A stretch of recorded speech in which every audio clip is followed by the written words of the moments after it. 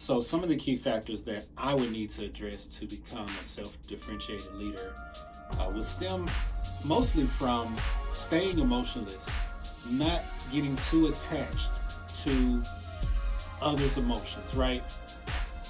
That's one of the biggest issues that I deal with. I just had a meeting the other day, and I think I do a great job at hiding it. I think I do. Although sometimes my facial expressions might not necessarily, you know, show that to be true. But I always try to stay positive, right? Even when I feel like it could be a certain person, right, in the meeting who I know who's going to oppose exactly what we're talking about. I know um, kind of the attitude they're coming in there with, right? And I think sometimes I allow that energy to still affect me. And it sort of dies down my enthusiasm and my motivation for what I'm going to say. It doesn't take it away, but it probably does bring down the impact of what I want to say. So, really staying emotionless, not getting pulled into that energy of negativity, um, it is a big deal for me, right?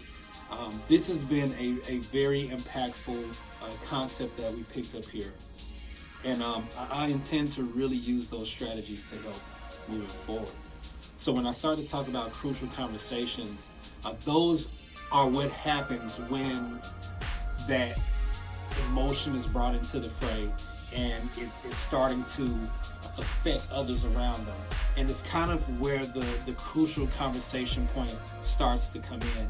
So now, in recognizing that, hey, we are here at the crucial conversation, then that's when those strategies can come into play.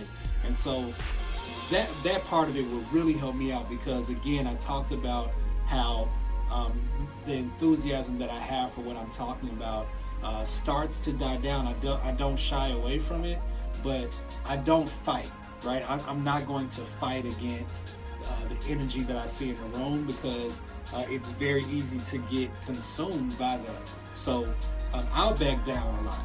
So that's not the solution to the problem. So these strategies will really help.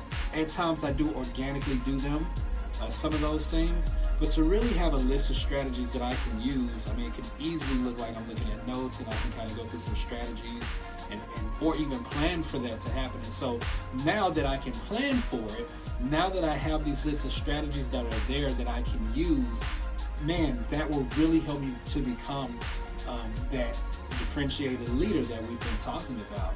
And whether that's leading in front or being a part of the group as well, to kind of just stay even keeled and not to get dragged into the emotions of what's happening. So these concepts are great, and I'm really excited to use them and use the factors that the concepts really give a leader, right? Or give somebody who is a part of an organization so that you're a part of the positivity and the great things that can be happening. I'm just very innovative in my spirit, and I'm always about pushing innovation, new trends, and new ways that it's a day and a time where we're finding new technologies and new ways of doing things that are more efficient at times. And it's not about doing away with the old, but for me, it's just really about can we do this better?